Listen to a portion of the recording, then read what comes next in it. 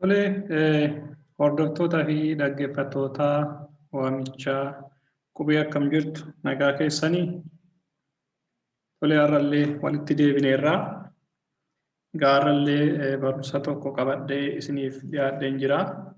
Egaa akkuma yeroo darbee walii ilaalaa turree gareewwan jechootaati kan gidduu kan ilaalaa jirru. Egaa garee jechootaa bakka gurguddaa shanitti qoodama jennee ilaallee isaan keessaa maqaa ilaallee jirra, maqibsii ilaallee jirra. Har'a immoo isa sadaffaa gochima ilaalla. Gochima yookiin xumura isa jedhamu jechuudha. Egaa itti fufnee walii wajjin ilaallana duukaa bu'aa isiniin jedha. Namoonni immoo haaraa taatanii gara chaanaalii kana dhuftan chaanaalii keenya sabiskiraayib godhaa, laayik godhaa isiniin jedha. Yoommoo namoonni fayyadattanii yaaddan sheer godhaa. Akkasumas immoo nu wajjin tuftanii barachuu barbaadan karaa garee keenya telegiraamii, waatsaappii garjallaa viidiyoo kanaa diskiripshinii isinii kaa'uun liinkii sanaan seentanii nutti dabalamuu ni dandeessu isiniin jedha. Gara barumsa keenyattan deema. Tole, mee gochima jechuun maal jechuudha kan jedhu hiika isaarraa kaanee walii wajjin ni ilaalla. Egaa gochima inni jedhu kun akkuma dura jedhee xumura jechuudha. Gochima yookiin xumura yookiin gocha himaa jechuudha. Egaa xumura yookiin gochima jechuun maal jechuudha? Egaa xumura yookiin gochima jechuun hojii raawwatame tokko yookiin gocha raawwatame tokko xumuramuu isaa kan ibsudha jechuudha. Hojii raawwatame tokko yookiin gocha raawwatame tokko xumuramuu isaa kan ibsudha. Akkuma yeroo darbe kutaa barnoota keenya achi fagaannee naannoo waa'ee himaa ilaallu keessatti yoo yaadattanii namoonni hordofaa turtanii achi keessatti hima jechuun maal akka ta'e ilaallee turre. Hima jechuun maal akka ta'e ilaallee turre. Egaa caasaa himaa ilaallee turre. Himni tokko yoo xiqqaate hima ta'uudhaaf waa lama qabaachuu qaba jennee turre. Innis gulummoo yookiin matimaa fi xumurtuu qabaachuun dirqama jennee jirra jechuudha. Xumurtuu qabaachuun dirqama jennee jirra jechuudha. Egaa kana lamaan qabaatu malee himni tokko hima ta'uu hin danda'u jechuudha. Yoo xiqqaate kana lamaan qabaachuu qaba. Gulummoo yookiin matimaa fi xumurtuu qabaachuu qaba jechuudha. Egaa kan xumurtuu kan jennu suni asitti dhufee maal jechuudha? Gochima yookiin xumurtuu jenne kana jechuudha. Kuni kutaa himaa isa lammaffaa isa dirqama ta'e sana. Caasaa himaa mul'alu naannoo kutaa barnoota keenyaa duubatti deetanii olaaltanii argattu jechuudha. Caasaa himaa keessaa inni lammaffaan inni tokko gulummoo yookiin matima jennee jira. Inni lammaffaan garuu xumurtuu jennee. Egaa xumurtuu kan jedhu kun yookiin gochima kan jedhu kuni akkaataa qoodama gareewwan jechoota tokkotti fudhatama yookiin part of speech isa tokkotti fudhatama jechuudha. Verbi isa jennu jechuudha afaan Ingiliziitiin. Egaa isa kan har'a walii wajjin ilaalla. Gochima kana jechuun akkamitti fayyadamna afaan Oromoo keessatti yookiin inni kun maalummaa isaa akkaataa fayyadama isaa walii wajjin ilaalla isiniin jechuun barbaada. Egaa akkuma asitti hiikaa isaa jedhee gochima jechuun hojii raawwatame tokko yookiin gocha raawwatame tokko xumuramuu isaa kan agarsiisu jechuudha. Gocha wanta sanaa yookiin hima sana keessatti gulummoo sana gocha gulummoo sun raawwate yookiin sababa gocha gulummoo sanaan raawwatame yookiin immoo gocha gulummoo sun akka raawwatamu ajajee xumuramuu isaa kan agarsiisu gochima kana jechuudha. Egaa maatima jechuun yookiin gulummoo jechuun akkuma yeroo darbe ilaallatti hima tokko keessatti gocha tokko kan raawwatu yookiin immoo gochi tokko akka raawwatamu sababa kan ta'u matima yookiin gulummoo jennee turre. Kanaafuu matimni sun gocha isaa raawwatu gocha raawwachuuf sababa haa ta'u garuu gochi sun raawwatamu kan ibsamu gochimaan yookiin xumuranii jechuudha. Kanaafuu xumura inni jennu yookiin gochimaan inni jennu kuni isa kanaadha jechuudha. Isa kanaadha. Waa'ee kanaa haasa'aa jirra.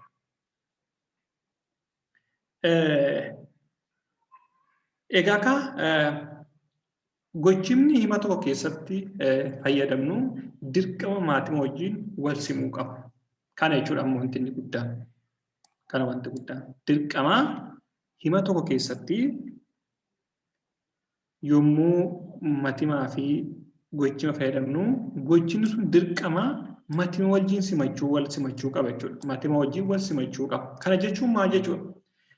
Matimni sun danuu yoo ta'e yookiin gulummoon sun danuu yoo ta'e dirqama gochimni sun illee yookiin xumurri sun illee danoomee wal simachuu qaba matima sana wajjin. Maatimni sun qeenxee yoo ta'e qeenxummaa agarsiisa yookiin immoo danummaan agarsiisu yoo ta'e gochimni sun illee dirqama amala qeenxummaa yookiin amala qeenxee qabaatee matima sanaa wal simachuu danda'uu qaba. Yeroo kana kaa ergaan keenya qindaa'ee bifa barreeffamaatiin kan ergaa guutuu nuuf dabarsu. Yoo matimni danuu ta'ee gochimni immoo qeenxee ta'e yaadichi walii wajjin hin deemu. Garuu yoo matimnis qeenxee ta'e gochimnis qeenxee ta'ee yaadicha qixa sirrii nuuf dabarsa. Akkasuma matimni suni yoo danuu ta'ee gochimni sunillee danoomet jechoota fi dabalachuudhaan danoomeeti yaadicha maatimaa fi gochima wal simsiisuudhaan yaadichi yaada sirrii yookiin ergaa sirrii yookiin hima sirrii akka ta'u seerluga isaa eeggatee akka barreeffamu ni taasisa jechuudha. Egaa yoo maatimni danooma ta'e akkuma jalqaba jedhe gochimnis danoomuun maatima wajjin wal simuu qaba jechuudha. Wal simuu qaba. Akkasuma yoo maatimni qeenxee ta'e akkasuma gochimnis maatima sanaan wal simuu danda'uu qaba jechuudha. Akkamitti wal simsiina kan jedhu egaa walii wajjin ilaala. Akkaataa dubbii irratti rakkina hin qabnu yeroo dubbannu qixuma isaa sirrii inni dubbatna. Egaa yeroo barreessinu akkamitti akka barreessinu yookiin immoo akkamitti walii wajjin akka deemu ni ilaalla jechuudha. Kana jechuun maatimni yoo danooma ta'e gochimni akkamitti danoomee maatima sanaa wal simuu danda'a? Yookiin immoo yoo maatimni qeenxee ta'ee gochimni akkamitti amala qeenxummaa agarsiisee maatima sanaan wal sima kan jedhu ni ilaalla jechuudha. Mee jalqaba irratti jechoota muraasa kan danooma gochimaa agarsiisan ilaalla fakkeenyaaf kan akka jecha akka aan kan jedhu yookiin naa kan jedhu kuni egaa kana malees kan biroos jiru danooma agarsiisuudhaaf fayyadamna jechuudha. Isaan kana yeroo baay'ee danooma agarsiisuudhaaf kan jechoonni kan biraas jiru garuu jechoota kana gochimatti dabaluudhaanii yommuu maatimni gocha tokko yookiin maatimni hima tokko danuu ta'e nuun immoo jechoota kanneen yookaan akka aanii fi naa jedhu kanaa gochimatti dabaluudhaan danooma agarsiisuudhaan maatimaa fi gochima wal simsiifnaa jechuudha. Egaa hundeen jechaa jira. Hundee jechaa moo wadaraan lafa ta'e hundee jechaatti jechoota kana dabaluudhaanii gochimtichi akka of jijjiiree amala isaa jijjiirratee yookiin amala danummaa isaa yookiin baay'ina isaa jijjiirratee akka inni maatimaan wal simuu taasisna jechuudha. Akka inni maatimaan wal simuu taasisna. Mee fakkeenyaaf adda qoonnee ilaallu jalqaba irratti maatima qeenxee fi gochima isa waliin galu ilaalla. Maatima qeenxee. Egaa qeenxee inni jedhu kuni yaada haaraa miti. Qeenxee jechuun waan tokko qofa kan agarsiisu jechuudha. Waan tokko qofa kan agarsiisu jechuudha. Baay'inni isaa tokko kan ta'e kan agarsiisudha. Egaa maatimoonni akka kanaa kun immoo maqoota bakka maatimaa galanii qeenxee agarsiisan jechuudha. Isaan kun maqoota egaa yeroo baay'ee maatimanni jennu kun maqaa yookiin bamaqaa ta'a jechuudha. Baay'inaan maqaa yookiin bamaqaa ta'a. Bamaqaa yeroo darbe maal akka ta'e ilaallee irraa maqaan maal akka ta'e ilaallee jira. Kutaalee barnoota keenya duuba deebitan ilaaluu dandeessu. Eenyuma kana bamaqaa akka ilaallee kutaa barnoota kana gara duubatti maqibsii dursee kan jirudha. Egaa maqibsii dursa kutaa barnoota 27 faanatti fakkaata ilaaluu dandeessu waa'ee bamaqaa maal akka ta'e. Egaa maqaas ta'uu danda'a jechuudha bakka maatimaa kana kan galu. Egaa inni kun immoo maqaan immoo danoomus qeenxee ta'uus danda'a jennee ilaalle yeroo darbe akkatti danoomu akkatti qeenxee ta'u ilaalle turre. Egaa asirratti yoo maatimni qeenxee ta'ee gochimnis immoo maal ta'e jechuudha amala sana agarsiisetti maatima kanaan wal simachuu danda'uu qaba jechuudha. Egaa fakkeenya akka kanaa kan ilaalla. Mee fakkeenya kana ilaalaa. Ani rafe. Egaa Inni kun jalqaba hima moo himaa miti jennee ilaallee hima ta'uu danda'a kan jedhu ulaagaa himaa hin guutaa. Eeyyee ani kan jedhu gulummoo yookiin immoo matimaa jechuudha. Rafe kan jedhu xumuraa jechuudha. Kanaafuu inni kun ulaagaa himaa guutee jira. Yoo xiqqaate gulummoo yookiin matimaa fi xumura qaba jechuudha. Egaa yaadni tokko immoo yoo gulummoo fi matima yoo qabaate hima ta'uu hin danda'a ergaa guutuu dabarsuun. Inni rafe yoom akka rafe akkamitti akka rafe maaliif akka rafe wantoonni sanaa jiraachuu dhaban kan akka fakkeenya ibsa maqaa ibsa xumuraa kan yeroo agarsiisan wantoonni akkasii haa dhabaman iyyuu malee himni kun sirriitti gadi bu'ee ibsamuu baate malee hima salphaa gulummoo fi xumura kan qabu ta'ee ulaagaa himaa guutee jira. Okay, as deebinee immoo egaa ani kan jedhu kuni ilaallee turre yeroo darbe maal akka ta'e ani jechuun bamaqaadha. Bamaqaa ramaddii tokkoffaa nama dubbatu sana bakka bu'u jechuudha. Ramaddii tokkoffaa jechuun akkuma ilaallee bamaqaa keessatti nama dubbatu sanaadha. Qaama dubbatu sanaadha jechuudha. Abbaa dubbachaa jiru sanatu ramaddii tokkoffaa ta'a. Kanaaf ani kan jedhu ramaddii tokkoffaadha. Yookiin bamaqaa ana kan jedhu kun egaa maqaa koo dha'uu nan danda'a. Kanaaf rafe kan jedhu immoo gochima. Egaa amma asirratti rafe isheen jettuun nama tokkoof ta'uu hin beekna. Nama tokkoof ta'uu hin beekna. Amma rafne jechuu hin dandeenyu. Asitti nama osoo hin dabalee rafne jechuu hin dandeenyu. Kanaaf ani rafne jechuu hin dandeenyu. Maaliif ani kan jedhu qeenxeraa dirqama gochimni kunillee yookiin xumura kunillee amala qeenxummaa sanaan agarsiisuu qaba jechuudha. Itti fufee fakkeenyaaf ati kan jedhullee yeroo darbe ilaalleerra ramaddii lammaffaadha. Bamaqaa ramaddii lammaffaadha. Rafte kan jedhu kun immoo egaa bifa jijjiirrateera amma. Bifa jijjiirrateera amma tokko. Maaliif jijjiirratee wal simuu qaba jechuudha dirqama. Maaliif ati rafe jechuu hin dandeenyu. Ati rafe kan jennu ammoo kun nama afaan sana sirriitti hin dandeenye fa'aa yoo jedhe dogongoree yoo jedhe malee seera dubbii keessattis seera barreeffamaa keessattis ati rafe jechuu hin dandeenyu. Maaliif amala kana jijjiirrachuu qaba kaa gochimni kun akkuma jalqaba jennu. Amala isaa jijjiirrateeti dirqama maatima sana wajjin wal simuu danda'uu qaba. Kanaafuu rafte kan jedhu keessatti asitti argitan taa daballe. Taa immoo maaliif daballe? Isheen kun ramaddii lammaffaa agarsiisi taan. Ramaddii lammaffaa agarsiisti. Ramaddii lammaffaa agarsiisti. Egaa isheen jettuun immoo asitti halluu keelloon dibe kuni ennaa darbee agarsiisti. Asitti illee fakkeenya lammaffaa keessatti illee ennaa darbee agarsiisti. Kana jechuun ani rafeera darbeera jechuudha. Olmoos gocha darbe ennaa waa'ee ennaa yeroo biraan alla sirriitti ennaa maal akka ta'e yookiin teensa jenna jechuudha afaan Ingilizii keessatti rafe kan jedhu kan jedhu kun gocha darbe agarsiisa jechuudha. Kanaafuu as keessatti rafte kan jedhu keessatti inni raf jedhu kuni hundee jechaati. Raf jedhu kun hundee jechaati. Taan kuni maal agarsiisi? Ramaddii lammaffaa. Ati kan jedhu ramaddii lammaffaadha. Rafte kan jedhu. Kan jedhu kun immoo ennaa darbe agarsiisa jechuudha. Fakkeenya sadaffaa keessatti inni rafe. Egaa as keessatti inni kan jedhu bamaqaa ramaddii sadaffaadha. Waa'een isaa haasa'amaa jirudha jechuudha. Waa'ee nama waa'een isaa haasa'amaa jirudha. Ati kan jedhu qaama dhaggeeffachaa jirudha. Ati jenna jechuudha. Qaama lammaffaadha. Inni kan jedhu waa'een isaa haasa'amaa jiru sanaatu ramaddii sadaffaadha jechuudha. Egaa as keessatti gochimni isaa rafe yookiin xumura isaa rafe kan jedhudha. As keessatti isheen jettu ennaa darbe agarsiisa as keessatti ramaddii sadaffaa kan agarsiisu hin jiru. Kan jechuun ramaddii sadaffaa agarsiisu hin jiru. Egaa fakkeenya armaan olii keessatti hundeen gochimaa raf kan jedhu kun hundee jechaadha jechuudha. Hundee jechaa.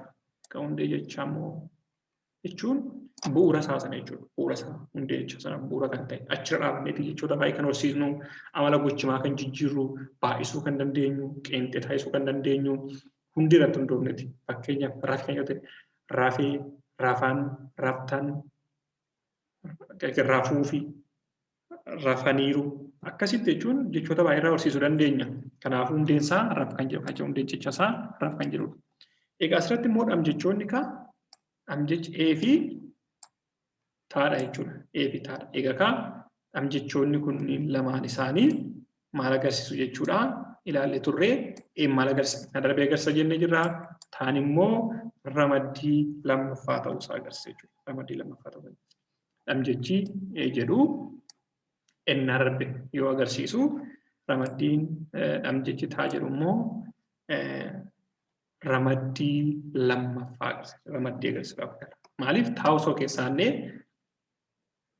ati rafe jechuu hin dandeenyu. Ati rafne, ati rafte jenna waan ta'eef. Kanaafuu taa isheen jettu kuni ramaddii lammaffaa agarsiisa jechuudha. Ramaddii lammaffaa agarsiisti. Akka kanatti fakkeenya xiqqoon fudhadhe fakkeenya baay'ee fudhachuu hin danda'amu kan wal fakkaatu sunuu fudhattanii shaakaluu hin dandeessu nama rakkisu. Egaa akkuma itti waama isaa waama gochimaa hubattanii kan fakkeenya muraasa koo fudhee fakkeenya baay'ee fudhachuu dandeenya. Baay'ee fudhachuu dandeenya. Fakkeenyaaf ati nyaatte, ani nyaadhe, inni nyaate akkasumatti yoo fakkeenyota baay'ee fudhachuu dandeenya. Egaa himoota salphaan fudhadhe maaliif waa'ee gochimaa ibsuuf garuu gidduutti maatimaa fi gochima gidduutti jechoonni galan durduubeen jiraachuu danda'a, maqibsiin jiraachuu danda'a, xumubsiin jiraachuu danda'a, aantimni jiraachuu danda'a. Baay'eetu hima keessa galuu danda'a jechuudha. Garuu himichi akka wal xaxaa hin taaneef salphaatti akka nuuf galuufan fakkeenya salphaa kan fudhadhe jechuudha. Mee immoo itti aansinee maatima danuu fi gochima isaa waliin galu agarsiisa. Maatima danuu fi gochima isaa waliin galu. Egaa danuu jechuun akkuma argine baay'ee kan ta'e lamaa fi sanaa ol kan ta'e yoo ta'e maqaan sun lamaa fi sanaa ol kan agarsiisu yoo ta'e danuu jenna jechuudha. Danuu jenna jechuudha. Kanaaf gochimni immoo akkam ta'eet yommuu matimni danoomu isa wajjin dhufee gala kan jedhu ni ilaalla jechuudha. Ni ilaalla fakkeenya fudhannee ni ilaalla. Mee fakkeenya kana ilaalaa. Egaa nuti kan jedhu bamaqaadha. Bamaqaa isa akkamii? Isa danuu ta'ee ramaddii tokkoffaa ta'e. Nuti qaama dubbatu jechuudha. Nuti amma nuka nama 4 nama 10 ta'uu dandeenya. Nuti jennaa qaama dubbatu sanii ramaddii tokkoffaa. Rafne akka tolchichiidha argitanii asirratti inni raf jedhu kun hundee jechichaati. Amma naa dhuftee galte, eenis galtee jirti. Egaa kaas keessatti gahee mataa isaanii qabu. Amma asirratti yoo argine yoo laalle innaa darbee agarsiisa. Nuti rafneerraa innaa darbee agarsiisa. Naan kan jedhu kun immoo maal agarsiisa ree? Kan jedhu asirratti inni kuni danooma ramaddii tokkoffaa agarsiisa jechuudha. Naanni kuni danooma ramaddii tokkoffaa agarsiisa. Danooma ramaddii tokkoffaa agarsiisa jechuudha. Nuti kan jedhu nuyi rafne amma sonaa keessaa haqne nuti rafe hin jedhamu. Hiikan qabu jechuudha. Nuti rafe waliin deemu. Taasisoo bakka kana funee gashinee amma nuti rafte hin ta'u. Egaa akka kanatti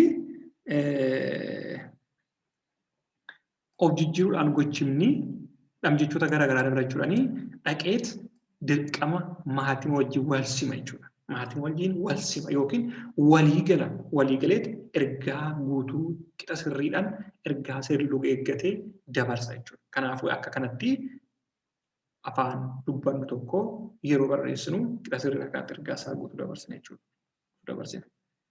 Fakkeenyaaf fakkee lamaffaa keessatti isin kan jedhu kuni egaa bamaqaadha. Bamaqaa keessa immoo qaama dhaggeeffatu isin waan ta'eef qaama dhaggeeffatu waan ta'eef ramaddii lammaffaadha. Egaa asirratti immoo ammallee ilaalaa akkatti of jijjiire gochimni kun isin raftan dura rafne jenne amma immoo raftan jenne amma hundeen jechichaa yeroo kamiyyuu jijjiiruu hin dandeenyu asirratti hundeen jechichaa jijjiiramu akkuma jiruttidha. Amma asirratti taanil dhufee galee aan fi naan illee dhufee galee. Egaa kaas keessatti taan amma maal agarsiisuudhaaf dhufe jechuudha. Ramaddii lammaffaa agarsiisuuf dhufe ammallee yeroo darbe illee ati rafte jennu keessatti taan ramaddii lammaffaa agarsiisa jenna. Ammallee sitti illee maal agarsiisa jechuudha. Ramaddii lammaffaa isin kan jedhu kun ramaddii lammaffaa isaa agarsiisuu dhufe jechuudha. Aafi naanoo maal agarsiisuu dhufe as keessatti? Danooma agarsiisuu dhufe. Maaliif isin kan jedhu raftan danooma agarsiise jechuudha. Danooma ramaddii lammaffaa agarsiise. Danooma ramaddii tokkoffaa agarsiise naa qofa jennee jirra. Yoommoo danooma ramaddii lammaffaa agarsiisuu barbaanne aafi naa akka kanatti dabarsina itti daballa jechuudha. Aafi naa walitti dhufee maal ta'e danooma ramaddii lammaffaa Isin kan jedhu ramaddii lammaffaadha. Fakkeenya ramaddii lammaffaa qeenxee yoo fudhannee ati raftan hin jennu. Ati raftan hin jennu. Kanaafuu akka kanatti danoomaa isaa ati rafte jedhu san aafinaatti daballee walitti finneetii ramaddii lammaffaa danooma isaa agarsiisna jechuudha. Egaa taan ramaddii lammaffaa agarsiisnina aafinaan immoo ramaddii lammaffaa. Egaa as keessatti dhamjechi addatti of danda'ee inni darbee agarsiisu hin jiru. Walumatti liqinfameetii inni darbee agarsiisa jechuudha. Inni darbee agarsiisa. Inni darbee agarsiisa. Fakkeenya sadaffaa keessatti isaan egaa kuni qaama sadaffaadha. Kana jechuun nama waa'een isaa dubbatamu yookiin namoota waa'een isaa dubbatamudha. Isaan kuni kanaafuu ramaddii sadaffaadha. Ammallee ilaalaa akkatti of jijjiire gochifni. Akkatti of jijjiire ilaalaa. Rafan jedhe. Rafan jedhe. Amma raftan hin jenne raftan irraa ammoo fuudhee rafan jijjiirre. Maaliif? Amma ramaddii sadaffaarra jira. Isaan kan jiru baay'inni isaa akkuma jirutti jira. Jijjiiramne. Garuu taa keessa ganne. Maaliif keessa taa keessa ganne? Ramaddii lammaffaa keessa baane ramaddii lammaffaa akka hin taane. Kanaafuu amma immoo aafinaatti daballee jechuudha. Aafinaa kan jedhu immoo maal agarsiisa jechuudha? Danooma ramaddii lammaffaa agarsiisa. Ramaddii sadaffaa agarsiisa jechuudha. Akkuma asitti ramaddii lammaffaa keessatti danooma agarsiise ramaddii sadaffaa keessatti illee danooma agarsiisa. Egaa akka kanatti gochifni of jijjiiruudhaan dhamjechoota garaagaraa fudhachuudhaan dhaqee dirqama maatii wajjin wal sima jechuudha. Maaliif maatii jijjiiruu hin dandeenyu?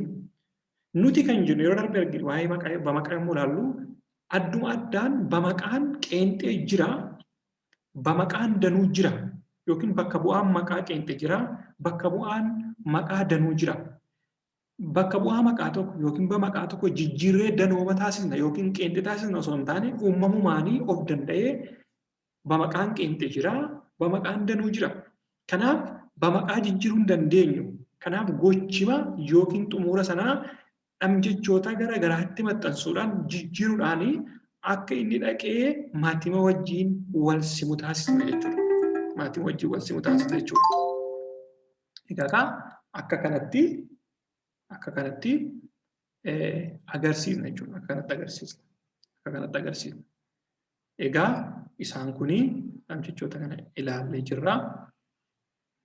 Egaa fakkeenyaaf mana olii keessatti hundeen gochimaa akkuma ilaallee raf kan jedhudha.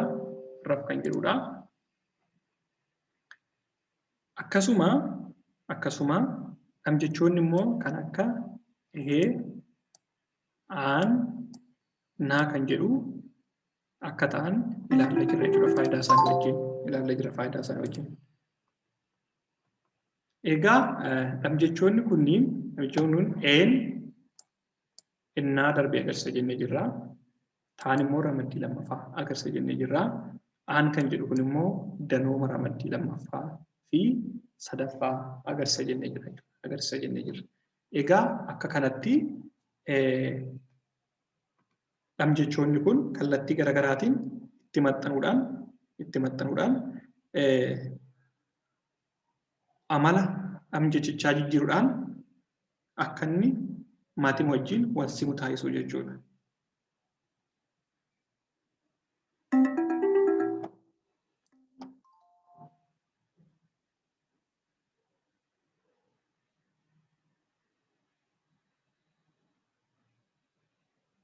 Tole, dhiifama. Egaa akka kanatti jechoonni kun amala gochimaa jijjiiruudhaani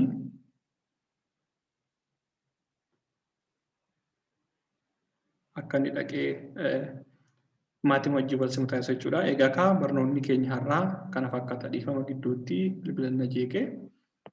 Kanaaf akka kanatti waa'ee maatii hanga tokko hubattan jedheetan yaada. Egaa barumsa keenya isa yeroo biraatiin walitti amma deemuutti agarsiin jechuun barbaada. Barumsa dhaana keessatti waa'ee immoo gochima ibsam xumuraan ilaallaa yookiin immoo gochibsii kan jennu ni ilaalla. Egaa gaaffii yaada qabaattan karaa koomentii yookiin karaa garee keenya nuuf kaa'uu dandeessu. Barumsi keenya irraa kana fakkaata. Yeroo gaarii qabaadhaa.